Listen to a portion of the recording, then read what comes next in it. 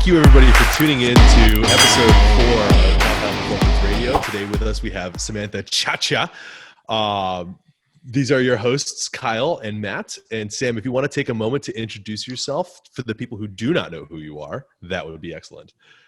Awesome. Well, first of all, thank you for saying my last name correctly. It's Ciaccia. With some flair, too. Ciaccia. Yes. You got to say it with enthusiasm. Exactly. Yes. So I am a New York City trainer, or based out of New York City. I work on training. Strength and conditioning is my specialty. And then I go into a lot of kettlebell work, power development, technique, biomechanics, all that fun stuff. And then in addition to that, I'm also a physician assistant. So I work in the emergency room full time. So I kind of have a dual career and love it both. So that is a little take on me. That's been an interesting 2020. Yes. God. I can only imagine how fun that was. Yeah, it was, it was great. You really learn about the healthcare system and how they are great to their coworkers or their employees. Absolutely amazing it is. Yes. Don't worry. I don't think any of your coworkers or peers are going to be listening to our podcast. So there is a plus there. I think we'll get about 4 listeners total, so you don't even have to worry about anybody else listening to this. It honestly depends on how much Samantha promotes it. That's true. Yeah, if she promotes it, we might get like 7 listeners. But if it's just Kyle and me, we're going to have like 2. Yeah, we can double. All about marketing. Yes, we can double the audience. No, so you guys are funny. So you have a lot going on, and I think that's something that I think is super admirable about you, just especially like with the content you provide, the engagement that you provide on social media is.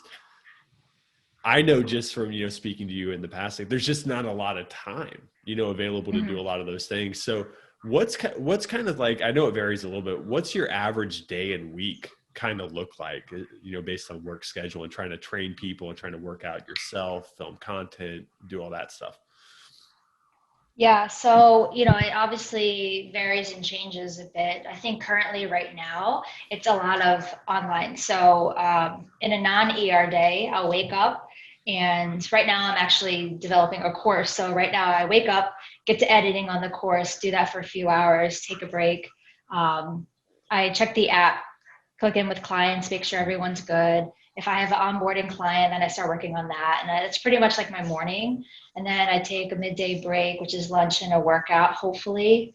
And then afterwards, it's back to, whatever, checking emails or getting into editing videos for the post that night. And that's actually not that hard since I've been doing this for about 2.5 years as far as like the Instagram game and whatnot. Literally, I have everything on my phone in app form. So I just sit on the couch and just do the editing. But the hardest thing is just taking the time to be able to edit for everyone to understand what you're trying to say in a fashion that, doesn't sound too over sciencey, but yet, that you're hitting 2 different audiences. So that honestly is what takes most time. It's not the actual editing. It's just making sure what you're saying and your verbiage is correct without, any spelling errors, Matt. My spelling is impeccable. So this is because Sam and when we first launched the training lab, Sam and I would DM back and forth about like the progress on the training lab and stuff like that. And she would misspell like every other word, and I would just sit there and correct all of them whenever she would send me a misspelling. It's so true. And you know what? Like, unfortunately, the downside about being in medicine for the past 8 years is I don't know how to formulate a proper sentence anymore. Like literally my words are 28-year-old female comes in with chest pain, blah, blah, blah, blah, positive for da. And like, I don't know what a sentence means anymore, like in normal life, because I don't really use or write, which is really sad. But, so Matt's definitely gotten the short end of the stick on my end because I'm terrible at spelling. And until this day, I'll get people DMing me like, oh, you misspelled this, or you're supposed to say use instead of us. And I'm just like, you get the message, all right? You get the whole point, okay. You get the idea, then deal with it. It's fine. I'm sorry. I can't be everything. I can't wait till like either you or Kyle get the inevitable. You use the wrong form of the word there. I am unfollowing. I am out. This was my deal breaker. Matt also because he deals with me in the same thing, but worse probably, where every story that I post that you can't edit, every single one of them has a typo. Oh, and I always just respond to it with Matt just like responds with like what I missed, like the word I missed, or the wrong, again, the wrong variation of a there or something of that nature. Every time. It's without fail. The stories that I put up today, I left out a word. Yep. Like it's the dumbest thing in the world. My personal favorite though is then whenever we're running through like a group mentorship call and Kyle wants to talk about anecdotal evidence and he says anecdotal, and it just makes my skin crawl. I don't. He's like anecdotal, and my eye starts twitching. I'm being authentic. Exactly, and he's just making up his own, vocabulary to this, and that's okay. Yes. I'm not as ascended or as intelligent as Kyle is yet, so I need to just get myself up to where he is. That's what he's trying to do. Matt's basic. Exactly. This comes out exactly. Kyle is advanced, making up his own vocabulary and using it in a sentence very successfully. Yes. That's so funny. And it's okay, right? It's fine. We all have our strengths. We all have our weaknesses. And clearly me and Kyle's is not spelling. So mine is like everything else. So I have spelling and that's about it. So, I mean, I'll take what I can get sometimes. That's why you guys are so great together. You complement each other so well. Exactly. That's the great speller. And then Kyle's great at everything else. Yeah, he does everything else. Just kind of, Kyle's going to be Kyle and Matt's going to correct his spelling. And that's what our business looks like on the back end. Now you guys see behind the curtain. Exactly. If we were to compare this to anything else, this is like the compound performance internal relationship is like bumper bowling, where Kyle is the bowling ball. I am the bumpers that just spell check him on the way down. That's it. That's awesome. You know what? It's great you guys have each other because, where I'm at, I was like, I feel like I need someone like that to complete me in my spelling. I was just like, Sam, you see this wrong. Right now it's my followers, so I appreciate the followers on that. Yeah. I don't think I've had anybody threaten. I mean, we've had a lot of people that like unfollow us for other reasons, but I don't think spelling has been one of them so far. So it's usually just Matt trolling people. People just don't even tell me they're going to unfollow me anymore because I will ruthlessly troll them when they do. So they're just like, I'm just going to just go quietly into the night. I wish they had a troll emoji. That would be perfect for you. It's the clown emoji. It's the clown. The clown? Oh, the clown. Okay. It's the clown emoji. It is my number one most used emoji on my phone. It's the one that shows up the most. Yes. Matt, do you know which one's my number one? Which one? Remember you showed me the fist? Oh, the fist? That's a Kyle one. That's mine. That's a Dobbs one. Yep. That's my top. All the time. Yeah. All the time. It works. I use emojis for a few different reasons, but like the primary function of emojis is usually ending a conversation. Right. And I do that to Matt, like in our text, like Matt knows, like we're done talking. He sends me 2 emojis and it's over. As soon as he gets like the double tap with the double fist, and he's like, okay, cool. I'm kind of go back to my work now and leave Kyle alone. And we're done. Something popped up. So that's so funny. I think question number 2 for you, Samantha, is a question that everybody wants to know. Where'd you get the mat? Yo, I got some new mats. I got some new stuff. I got new mats. Oh, I wish I had them to show you guys, but yo, that is hilarious. It's literally been the joke of 2020. No lie. Like since I got the mat back in COVID, and literally the only reason why I got the mat is because of the dimensions. I didn't pay never mind to the actual lines, but I needed something a little bit wider so I can have my stance for my swings and et cetera, et cetera. And as soon as that went up on the first video, where's the mat? I'm like, okay, no big deal, answering. And I would like wake up to like hundreds of DMs of the mat. And then that's when I just started doing stories on it because like I'm not responding to all of you. I'm sorry, this is ridiculous. To a point, I reached out to the company, which is, oh my gosh, yoga something.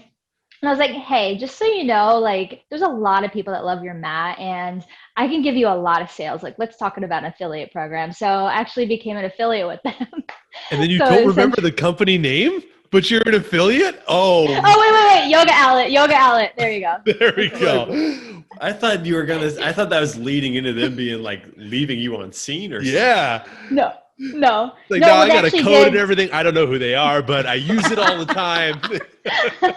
No, yeah, I used it for a bit, but it's so funny because even, with that stuff, you get like I think the mat was like $20. You get like 60 cents out of it. So I made like $30 out of that. And I'm like, you know what?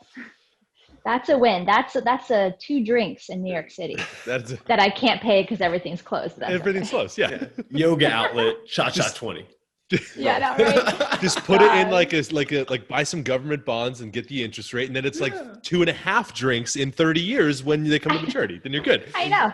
This is not Exactly. financial advice. Quick disclaimer: please do not take financial advice from me. I live in a box outside my house. Yeah, Very poor. don't take any advice from Matt that strays outside of deadlifting or squatting. That's very true. It's literally that's all Yep. he does. And bench pressing. If it's And not bench three, press. if it's not 3 lifts, then we don't want to hear about it. No. From Matt. That's right. There's nothing else in life. So looking at, so you mentioned your online stuff, and I know you have quite a few programs that you're running right now. Mm-hmm. Let's talk about those. Like Yeah. who are you working with? Like, what's that look like from like a group to one-on-one perspective? Is the majority of your business more group oriented, or do you have quite a few individual clients to go along with that too? Yeah. So honestly, right now it's a 50-50 split. Essentially I have programs that I run, and I just started running a group program that essentially every 8 weeks I cycle a new program through. And it's just like a subscription based. So you just pay month to month, and I'll be like, hey guys, the next 8 weeks I'm starting this focus of a program. And it is more kettlebell based focus, but I'm going to start branching outside of that soon once I get through my list that I have. But ultimately they go through the 8 weeks. And the cool thing about it is it's a community. And that's why I agreed to doing this, because I love the idea of community. I never wanted to be someone that more or less has sold programs and you never heard of me. You weren't able to get in contact with me. That's just not who I am. So this avenue was ultimately, we have a messaging board. We use it through Train Heroic app.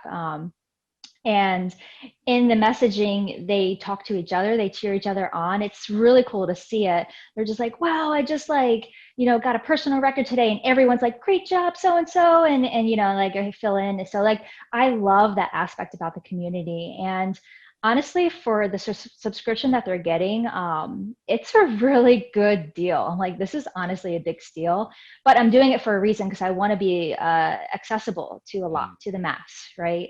And this is one way that I can respond to. Obviously, you're not going to get technique analysis, form check, and your cues and coaching that you would get with a one-on-one client. But I think that's the best deal that you're going to get as far as quality of work and quality of having other people be there with you. So that's one thing I have going on. And then the other big thing is just online coaching, whereas you need a little bit more personalized, customized work.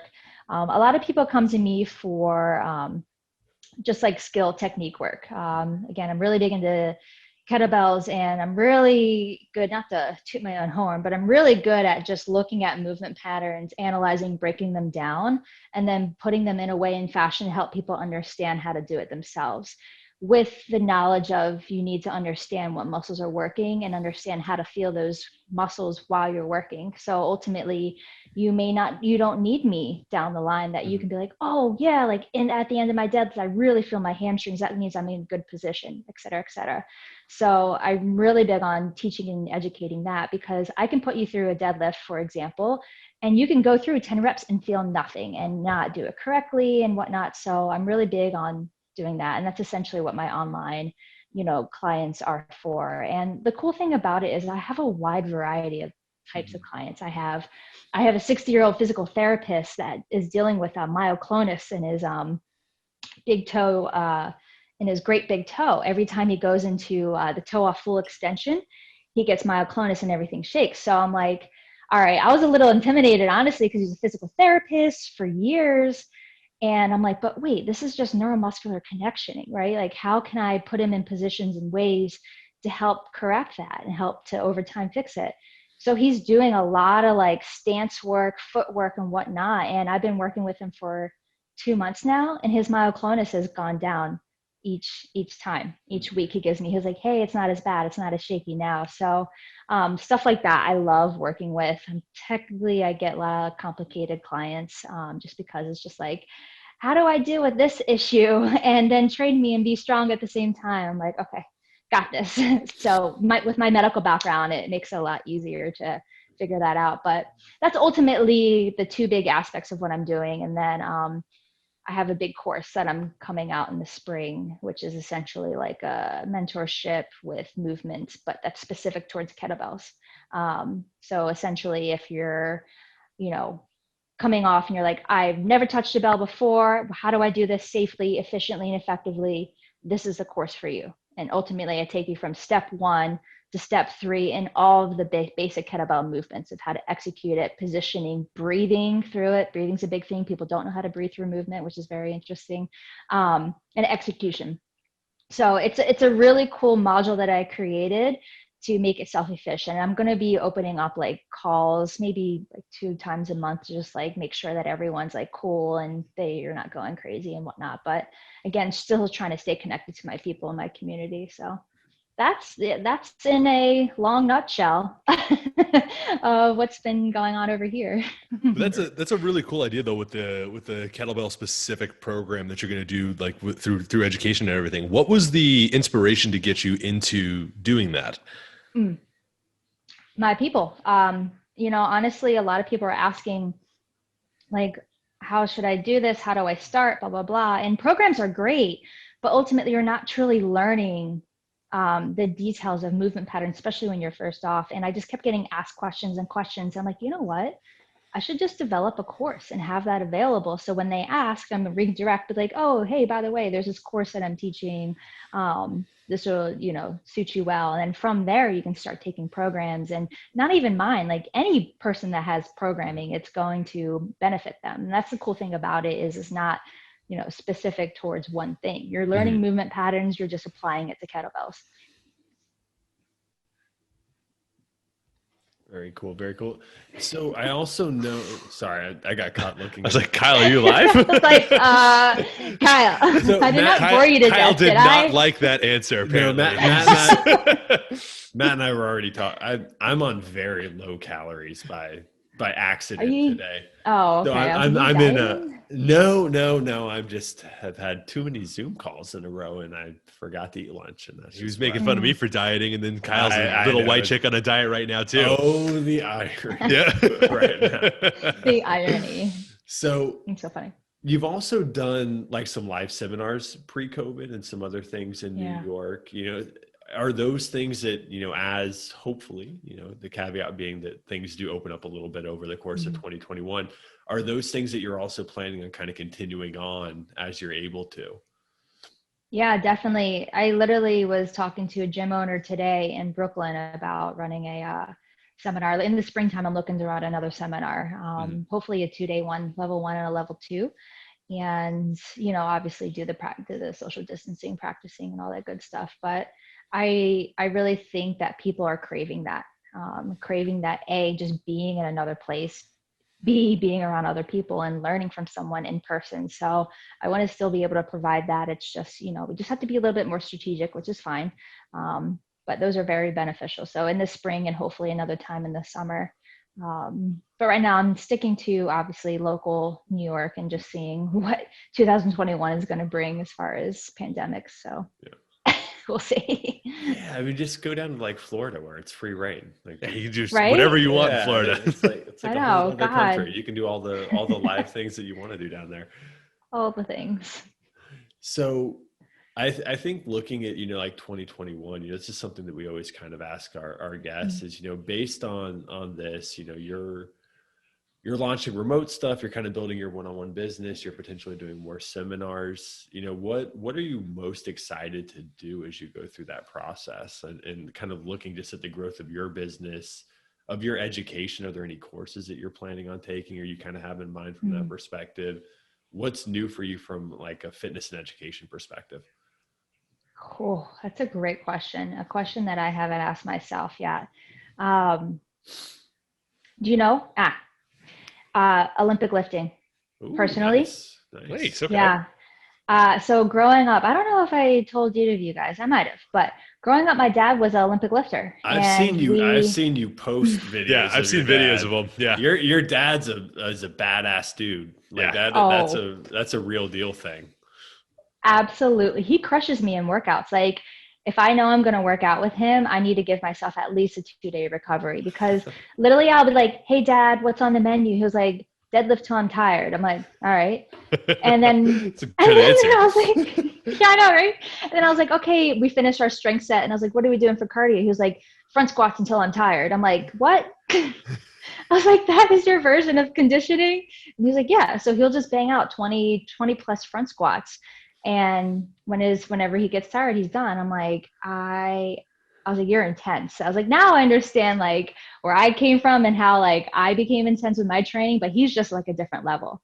But anyways, growing up as a little girl, he used to compete in just the USA for Olympic lifts, sorry. And I just remember seeing him doing it as a little girl. I'll be like sitting in the stands playing with my dolls, and my dad's like snatching a 3-something overhead. And I'm like, oh, that's so great. You know, dad's awesome. So as time, has gone on, I always found it to be interesting also because it's so technical. And I love that aspect that you have to think about your movement, think about the timing of everything. And it takes time and practice. And it's something so new to me that I'm literally like such a beginner, but it's great because it's a challenge for me.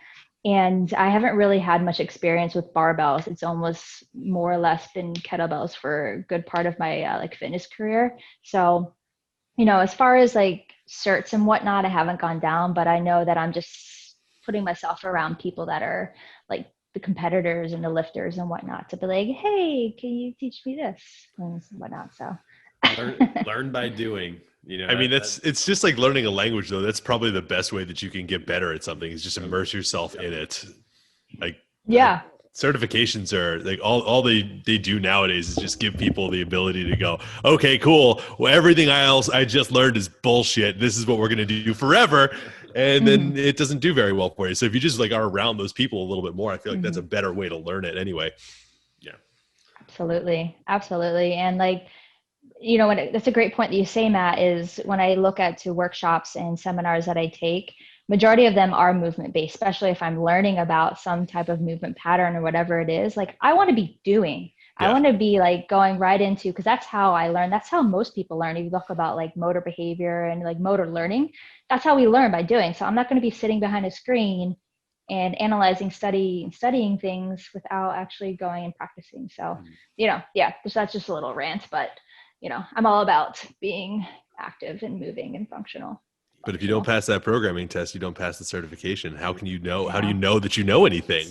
I know. God, I don't know. And if you don't know, if you let it expire, you forget everything. Everything immediately. You have to pay the research, or you forget everything, or it's all gone.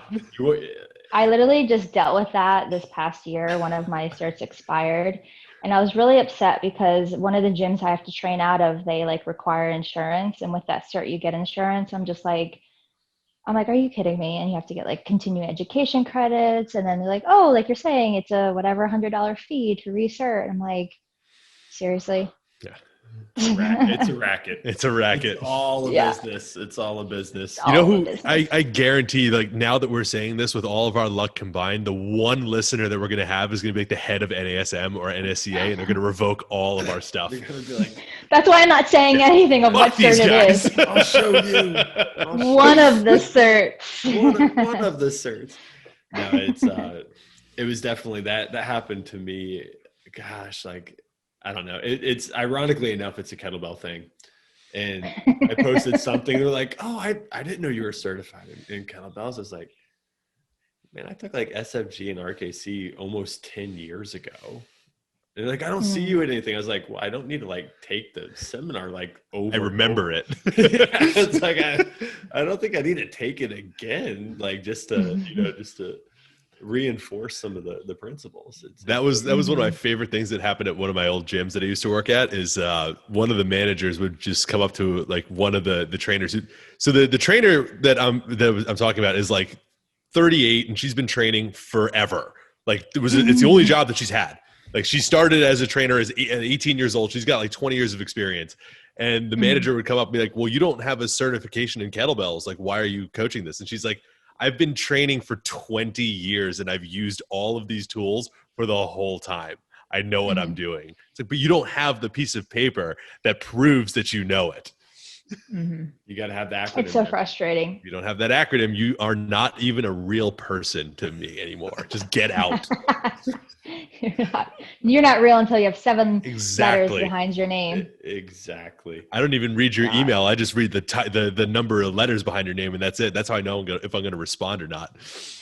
So I'm taking that to the next level, and there's some people in like the millennial world or whatever that when they sign their name and emails, that they'll like parentheses like 50K as far as like their followers for. Oh, that's amazing! Oh, that's incredible. Oh, Matt, we are in the wrong groups. Oh man, I gotta start just signing mine, Matt Domney, parentheses 4,000. It'd be actually fun if it was like parentheses 778 and dropping. You have to update it. You have to update it every day. Every email. It's in like red font with an arrow down, like stocks. Oh, that would be amazing. Oh my God. Yeah, that's so funny. So I'm just like, yo, that's like next level stuff. Does it give like every is it like Instagram 30,000, TikTok 80,000, Facebook? I don't know. I don't even know how Facebook. No. You have like followers or something. People aren't even on Facebook anymore. I don't think millennials aren't even on Facebook. They don't even know what Facebook is. Like, that's this thing I have to have an Instagram. All right, fine. Yeah. I just learned how to use Facebook Marketplace the other day. It was pretty cool. Oh, yeah. Yeah, it was like the first time. I haven't done that before. I needed someone younger than me. I mean, I'm not that old, but I needed someone younger than me who knew like technology a little bit better to show me how to use it. But it works. It's really cool. Facebook Marketplace is great. Marketplace is great. Now we know. Yeah. Somebody invited me to like something like Clubhouse or something the other day, and I was like, I can't even. I don't even know what that is. I know. I was like, Clubhouse. That sounds creepy. Exactly. I was like, what are we doing here? Like, I don't need more social media. I need less social media. They're messaging a 38-year-old man to come hang out in their treehouse. It's very, very strange. Leave me alone. I've got my own kids. We don't need to hang out. Yeah, I don't know about this Clubhouse thing. I got a DM about a dating group also, like the other day, and I was like, wow, you actually don't follow me. But it was one of those like scripted messages where like, hey, we love your content and all this stuff. We think you'd be great for this chat group and like online dating group. And I was like, I am married with children. Yes. And it's clear on my Instagram that I am. I've been married for almost 12 years. Very, very married, actually. Dating group's probably not where I'm at right now.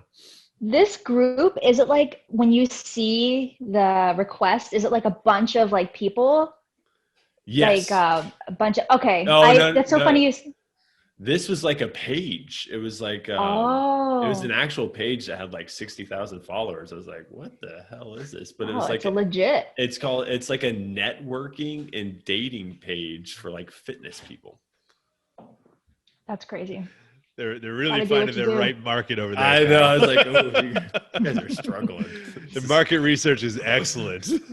I just want to know, like, what on Kyle's page made them think that this was like he was a potential. Like, it's very. He posts a lot of thoughty children. Videos. It's the shirtless videos. That's what they are. He hikes his shorts up, posts a lot of thoughty videos on the treadmill or outside. Like, that's what it is. Thighs out, man. Thighs out. They see his Instagram page and they're like, "Oh, this dude's thirsty. Let's throw him in this dating app. See what happens." This is what we're doing. This is marketing 101.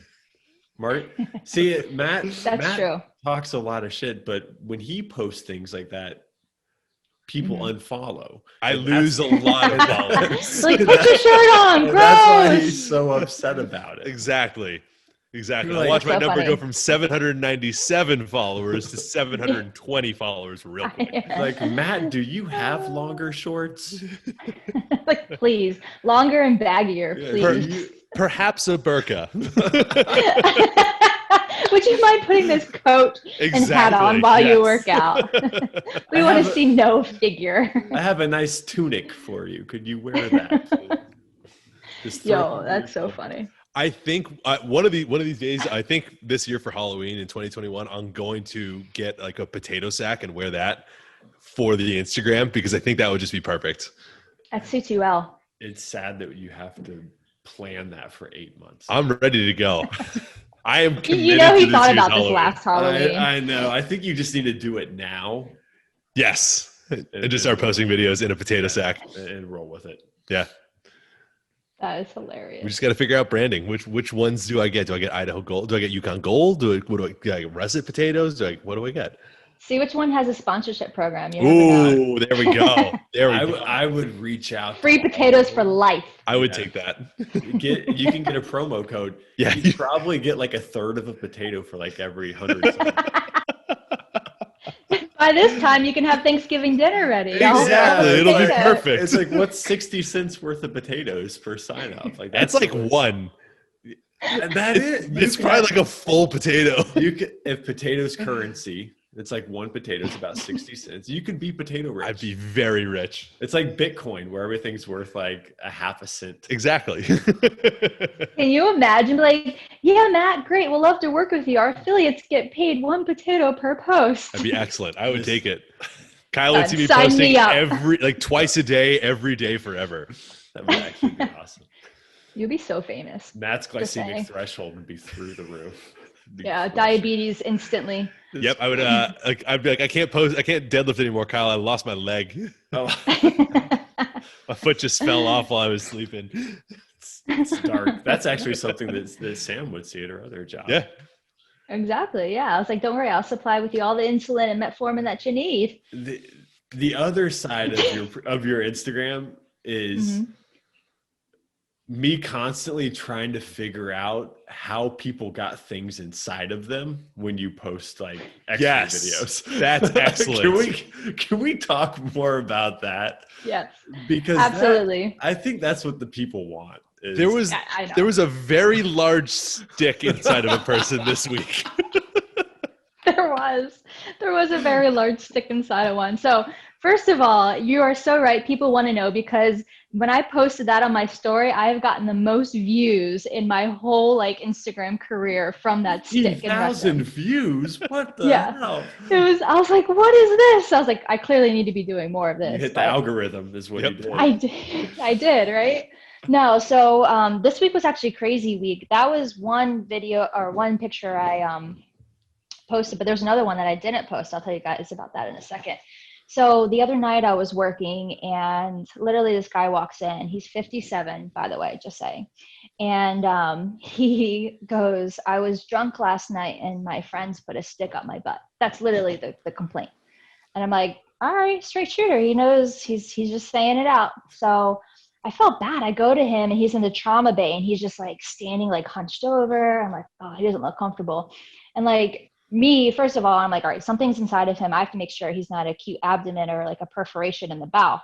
So I press on his belly and it's nice and soft, but I feel like right over like where his bladder would be, just like something sticking out. And I'm like, what is this hard piece in there? So I was like, I definitely need to scan him and see what's going on. So usually you start off with the x-ray because you can get it quick. And that's where I can see if there's any type of perf, like free air. So I got the x-ray and it was normal. And I'm like, there's no way this is normal. Like usually you would see something, some foreign body. So I was like, you know what, I'm getting a CAT scan. And then all of a sudden my coworker actually saw it before me. He was like, yo, look at your guy's scan. I saw this. And I'm like, he's not lying. There's literally a piece of wood up his butt. And the crazy thing is if you look at it, go back on my page and re-look at it, but it kind of shifted up. And then it displaced and it kind of sat his way right sitting at the coccyx area. So it's just like in this perfect little spot, protruding right in front of his abdomen of where like, you know, your belly button is kind of. And I was like, oh, that's the thing I was feeling on my exam, the wood up his butt. So, you know, he was great. He was like such a trooper. He was like laying on his side, fetal position the whole time. He's just like watching Netflix on the trauma bay, like waiting until like we have a plan for him. I'm like, I've got so many questions. This tells me that it's not the first time. how calm he was tells me this is a regular occurrence. 1000%. Now, I had like one of my coworkers go in and talk to him, and he was saying to her that him and his friends, his acquaintance friends, were just, having a frenzy and messing around, and kind of one thing led to the other, and that's the one thing. I mean, I don't know about this life, honestly, but based on my professional career, large objects and rectums, they always like to push the limits, no pun intended, but like they go too far and then it gets lost. We have a title for the podcast. Yep. Large objects and rectums. Yeah, you're gonna have so many views. You're gonna have 10 now because of this. You just skyrocketed. This is amazing. No, because this was like, for the people that don't follow you or somehow miss this story, this was not just like it was a piece of firewood. Yeah. It was like, it was large. It like in the picture, it looks like it was bigger than his spine. Like it was huge. It definitely was bigger than the spine. I'm like, what piece of wood? Like, you're right. It has to be some type of plywood that was like shaved into a round circle. I don't know. Which means there was planning and prep work going into this. And what's crazy is these apparently were just acquaintances. Like, how well do you have to know somebody to let them put a piece of wood inside of you? Well, also too, he said that he was drunk and they did it. I'm sorry, I don't know if I'm drunk, sober, like completely knocked out. If there's something that giant going up my backside, I'm waking up and saying, what's going on? Yeah, like, how did you not? You had to be comatose for that. Like, that's why I'm saying this was a regular occurrence that was planned out. It's not his first rodeo. Nope. No. I love his honesty. But that's another like big red flag though. Like the fact that he just came in and was like, hey, I got this huge stick up my ass from my friends. I got really drunk and they shoved it up me. It's like, that it's like, this is not the first, like you're not the first time he's gone to a hospital. You're not the first person he's spoken to. He probably travels around the area, going to different hospitals, telling people because he's embarrassed and can't go from one to the other again. Like this is a common thing. Why? And you totally nailed it, because that was his first visit. And I'm like, you're 57. There's no way that you have never been in an ER. So that is so true that he chose a different location, a different ER to hide it. He goes through the whole thing and then he's like, oh yeah, and I'm going to be here a little bit. You guys have Netflix? I know. He was just chilling. Like, I had to wait for him. He was like, I was trying to tell him the results of his CAT scan. He literally puts his fingers up, goes, hold on, finishes his scene on his show, and then presses pause. Yeah. I'm like, dude, you're in the trauma bay. I'm like, there's no sense of urgency to you that something large is up your butt. That just, again, this is not his first rodeo. This dude's a regular, and it's not the kind of regular you want to be. No, not at all. The second question here that is going to be inevitable is, how do you get a stick out of somebody? Yeah, so it all depends on where it's located, obviously. Surgery gets involved, and it's either the OR or bedside. This guy, I think because it was so large, they took him to the OR, but there have been some cases where like dildos been up asses, and you can see and feel like the rib, the end of the dildo as you do the rectal exam. So there's been times that the surgeons have literally just stuck their fingers up there and like pulled it out. Yep. Welcome to my life. 9 years of med school. This is what you get. Facts. Talk about education. I know how to pull objects out of butts for my living. Oh, that's year 6, like second semester right there. Seriously. This is so much more important than any fitness content we'll talk about. Facts. Are you going to now the third question about this? Are you going to make a story highlight for all of these ones that you post? Oh, yes, it's already there. So Excellent. If you go back on my Instagram, it's ER, and you can go through, I think it's almost 2 years of ER stories. Of like crazy shit that I put up. Yeah, like I've seen like nails in people's heads. Like there's been all kinds of just crazy stuff over the last few years. It's like if I'm scrolling through stories and I see, an x-ray, I pretty much know it's you, and I know it's going to be wild at that point based on who I follow. Well, there's nothing else that I could give. I give the people what they want, right? We like the kettlebell stuff, but the ER stories are also pretty Again, magical. that's probably why your entertaining. following exploded so much. It's like, oh, look, she posts like good kettlebell stuff, but also get ready As a bonus. as a huge bonus. Sometimes I actually have to be very selective on what I post because sometimes like people can't handle it, and I'll either do like a discretion like story before, like, hey, if you can't handle blah blah blah, don't click next. But it's funny because like it's almost like you can't help yourself and you do it anyways.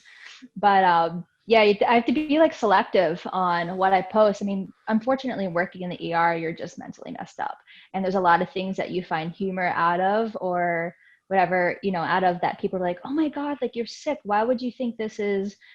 And, you know, I have to realize that people are not exposed to that type of life all day, every day. So I'm very like, all right, this is like a cool story, but anything that's like a sensitive topic, I'm like very careful because I don't want anyone to be offended. But there is this kid the other week, he came from jail, and this is ridiculous.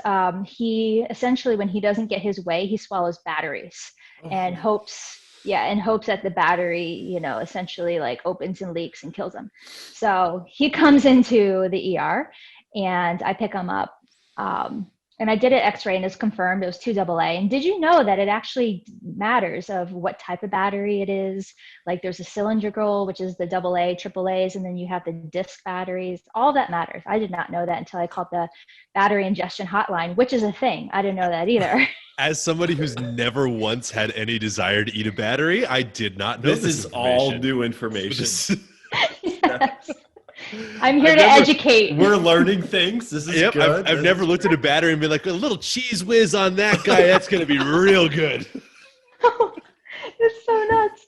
So this guy swallows it. And the reason why he swallowed it is because his court date was supposed to be on that day. And it got pushed to literally the next day. And he was upset about it. So he decided to swallow batteries. I'm like, or you couldn't have waited. That's an entirely appropriate response. I don't know what you're talking about. Like, I was mildly inconvenienced, so I'm going to kill myself. I know. It's like nuts. I'm like, oh my God. So he was in the ER with me for 4 hours doing like scans and blah, blah, blah, talking to the battery poison control hotline and everything. And ultimately, based on the location of where the battery is, you either get surgery or GI involved. So his was at the stomach area and it was too big to go into the small intestines. So hence it was GI. Now this is 10 o'clock at night, right? All the consults, they're gone, they're home. But I'm like, there's a battery in this guy's stomach. He can't wait. He needs it out ASAP.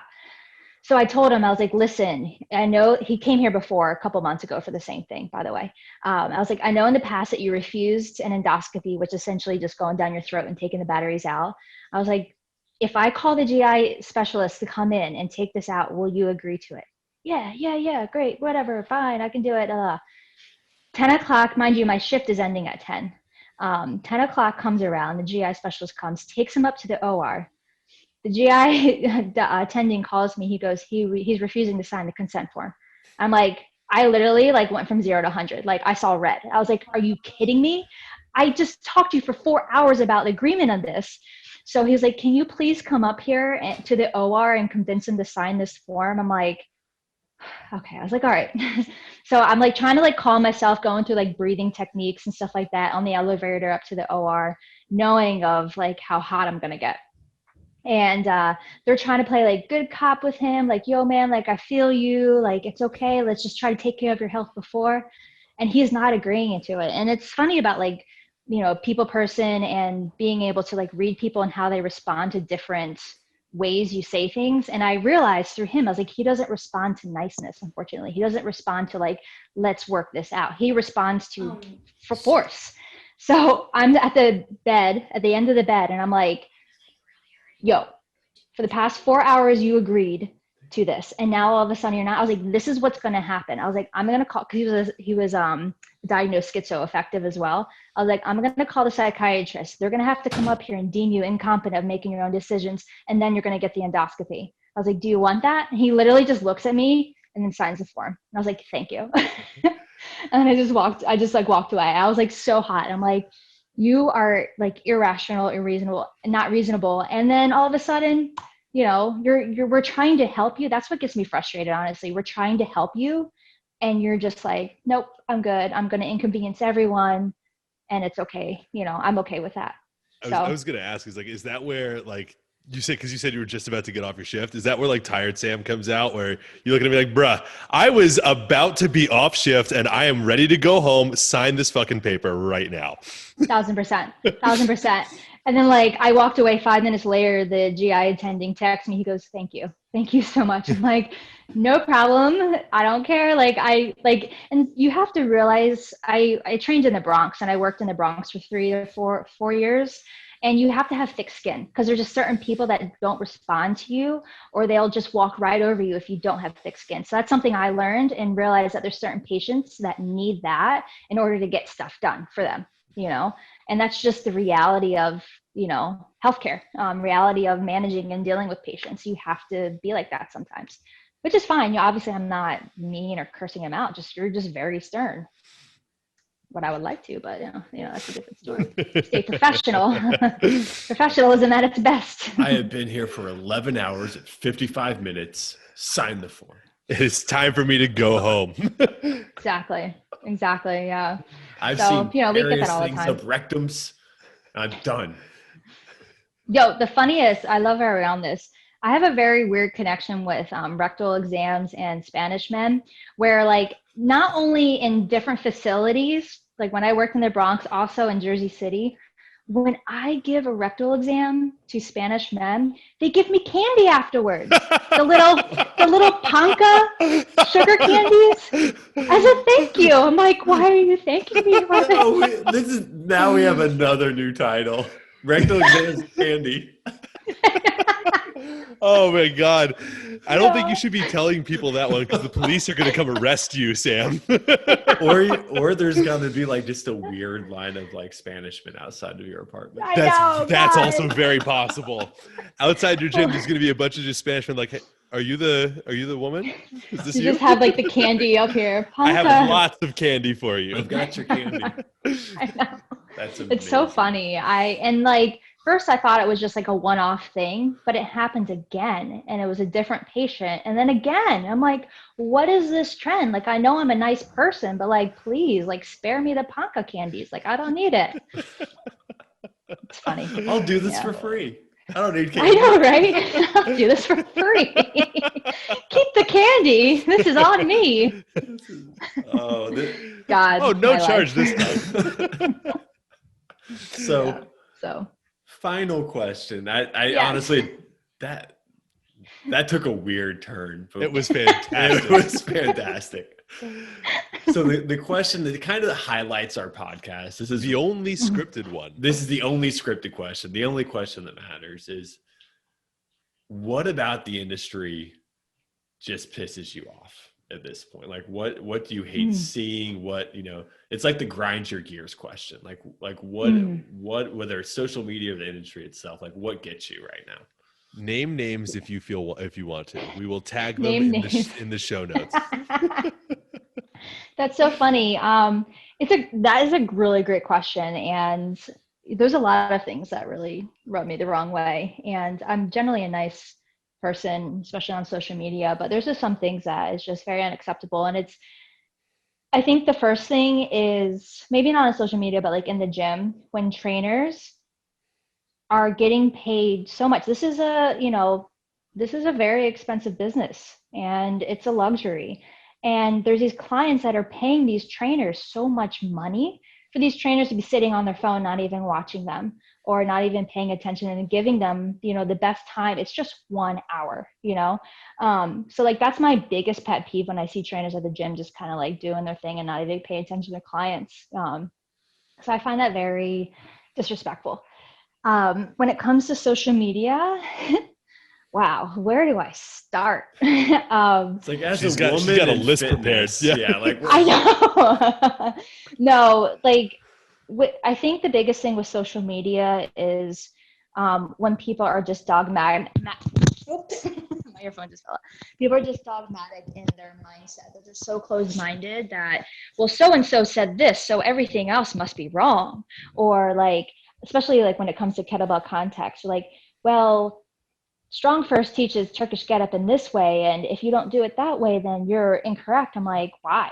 I'm the biggest person of why. Like, tell me a good reason, and then I'll, consider it. Otherwise, think for yourself. We're not sheep here, but unfortunately, there's a lot of sheep out there.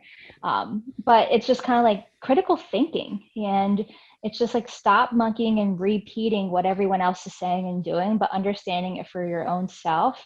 And then being able to critically think and use and apply those principles which I love about what you guys do, is like learn the principles and you can apply it to whatever you want. So ultimately it's just like that mindset of just being so closed-minded, so dogmatic, like I am this way. Oh, you're just a Strong Firster, or you're just an RKC Dragon Door, whatever. It's like, no, you're not at all. But that, in short, is basically my frustration. My last time I ever did a Turkish get up, I got yelled at because my pinky toe wasn't on the floor on the trail leg. And I was like, why does that matter? Why is that the thing that you picked on the most, that my pinky toe didn't touch the ground? Exactly. Well, you could use the force, and that causes tension irradiation, and it's not an efficient get up because you didn't use your 5th digit. Shut up. And then I looked at the person, I was like, but I did it. Yeah, like I'm standing. Here I am with a completed Turkish get up. So yeah, stuff like that gets me frustrated. And that's like what I'm really big on, is like the stuff that I put out is like, I want you to understand why and think about the reasonings why, not just because Sam said it or not just because so-and-so said it, but understanding the reasoning why behind it. I can guarantee you got people DMing posts to other people saying, well, you need to do it this way because Sam said so, though. Yeah, you're definitely one of those people that are like, oh, but Sam, she said so. Sam did it this way. Yeah, so if you're not doing it like this, you're wrong. And it's even better because like the content you put out is all the exact opposite of that. Like, hey, here's what you should think, like some things you should think about. And they're like, yeah, well, you did it this way, so that's the way that I'm going to do it forever now. Thank you. Yeah. It's so true. Someone just DM'd me yesterday, and they actually DM'd me a post to some other kettlebell person, and he was like, can you please speak on this? And he was like, I don't have any leverage, but like please speak on this and say like what's wrong with this video and why it's terrible. I'm like, on it, got it. Bye. I'll put that really in my itinerary. Thank you. Yeah, it's so funny. Awesome. Well, anybody listening I think we're up to 10 people. I think we might have hit double digits with this one. So, yeah. We might got a 2-0 on this. Exactly. So where can everybody find your stuff? And if they want to contact you about training or your groups, how can they reach out to you? Yeah, the quickest and easiest way is Instagram at SCIACCIA or SCI, yeah. But Ciaccia. So yeah, that's the easiest way to get a hold of me. But on my Instagram, there's an email. It's too long to say, but just click on the Instagram. That's the easiest way to get a hold of me. And get free stuff, free education. So take advantage. Yes. Lots of content. Lots of content. Yes. Awesome. Well, thank you so much for being on. It's always a pleasure. It's great seeing you guys. Great to see you too. And now I get to do the whole outro. Thank you everybody for listening to Compound Performance Radio. Tune in next time, and this next episode will be published whenever we feel like it. So see you guys whenever that happens to be. Bye.